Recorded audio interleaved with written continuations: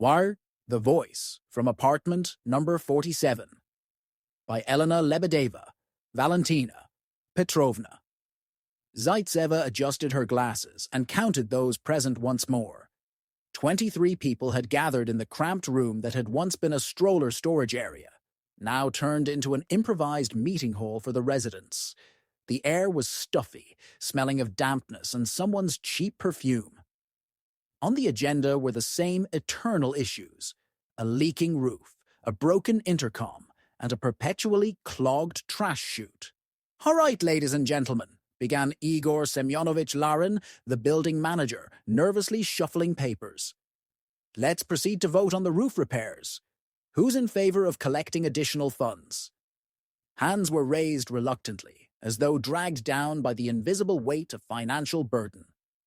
Valentina Petrovna lifted hers mechanically, but her gaze was fixed on the figure in the far corner. Elvira Karlovna Stein sat in her usual place, third row, seat on the far right. Grey hair neatly pinned in a bun, a dark dress with a brooch at the collar, familiar horn-rimmed glasses. Something pricked inside Valentina Petrovna. A splinter of unease she couldn't quite identify. She had been watching Elvira Karlovna for the past 3 meetings, and each time that feeling grew stronger. 20 votes in favor, 3 abstained, counted Igor Semyonovich. Motion carried. Moving on to the next item. After the meeting, Valentina Petrovna lingered, pretending to search for something in her purse. Elvira Karlovna passed by, nodding politely with a faint smile, and headed toward the elevator. Valentina waited a few seconds and followed. They ended up alone in the elevator. The cabin creaked and sighed as it crawled upward like an old man climbing stairs. "How's your health, Elvira Karlovna?" asked Valentina Petrovna, studying her neighbor intently. "Thank you, quite well for my age," the woman replied, watching the floor numbers light up. "And your students? I remember you used to teach piano lessons." "Yes, I did. But I no longer take students. Age, you know." The elevator stopped on the 7th floor. Elvira Karlovna stepped out and walked down the corridor without turning back. Valentina Petrovna watched her go, then pressed the button for the 9th floor. At home, she immediately pulled out an old notebook where she kept a kind of chronicle of the building, a habit from her days teaching mathematics, when she liked everything orderly and systematic. Flipping through the pages, she found the entry she needed. March 15th, ambulance took Elvira Karlovna Stein from Apartment 47. Stroke. Neighbors say she lay on the floor nearly a day before the postman raised the alarm.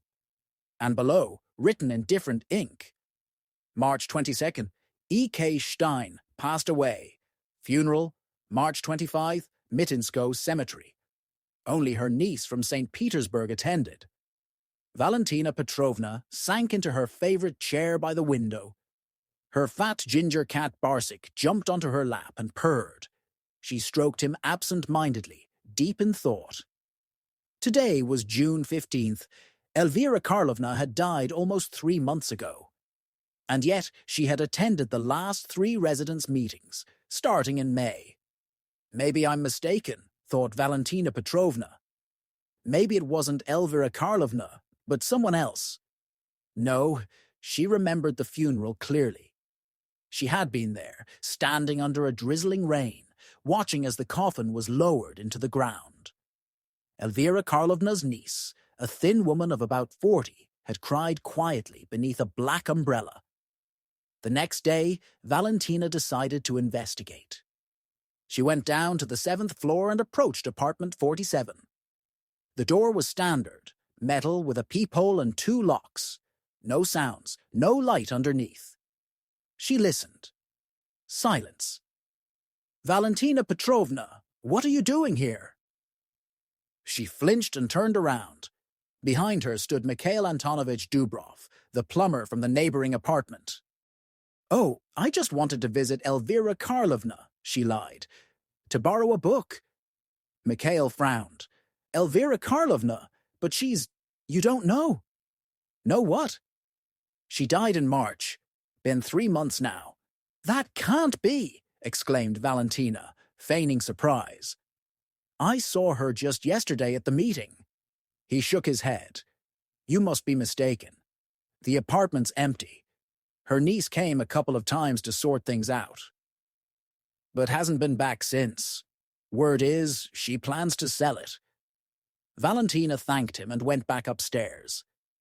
Now she was certain something was wrong. But what exactly?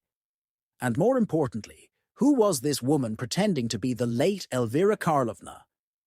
Over the next 2 weeks, Valentina kept watch. She discovered that the mysterious woman appeared in the building only during residence meetings. She arrived 15 minutes before they began, sat in Elvira's usual seat, took part in votes, and left right afterward. No one seemed to notice anything strange. Valentina decided to share her observations with Igor Semyonovich. She came to his tiny, cluttered office on the ground floor, full of folders and receipts. Igor Semyonovich, she began, I need to speak with you about something odd. The manager looked up, glasses sliding down his nose. Yes, Valentina Petrovna? What's wrong? The Kostromskys being noisy again. No, it's more serious. Tell me, you remember that Elvira Karlovna Stein died in March? He frowned. Elvira Karlovna? From apartment 47. Yes, I remember. Sad story. Why? Well, she's been attending our meetings for the past 3 months. He stared at her, as though she'd lost her mind. What are you saying? That's impossible. I thought so too. But I've checked. The woman who sits in her place looks like her, dresses like her, even votes as she would. But Elvira Karlovna is dead. He removed his glasses and rubbed his nose. Valentina Petrovna, maybe you're just overworked? At our age, Igor Semyonovich, we haven't lost our minds yet, she snapped. I know what I saw. And I suggest we verify it at the next meeting. The next meeting was scheduled for Friday. Valentina arrived early and took a strategic seat, second row, with a clear view of the third row on the right.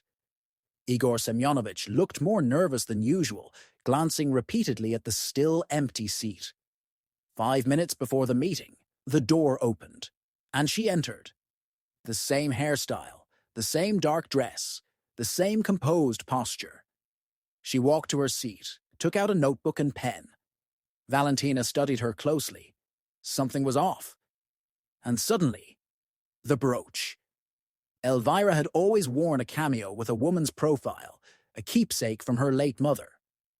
This woman's brooch was different, a simple metal treble clef. The meeting went on.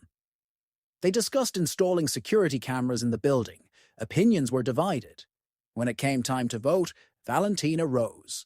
Before we vote, I'd like to ask a question. Elvira Karlovna, you're not against the cameras, are you? Everyone turned toward the woman in the third row. She blushed slightly, but replied calmly, I believe safety is more important than privacy. Interesting, said Valentina. But do you remember saying, a home should remain a home, not a fortress back in February? Those were your words, weren't they? The woman stayed silent. The room grew tense. And one more thing, continued Valentina, taking a step forward. Would you play something for us on the piano? I remember how beautifully you played Chopin at the New Year's concert. I have arthritis, the woman murmured. I don't play anymore.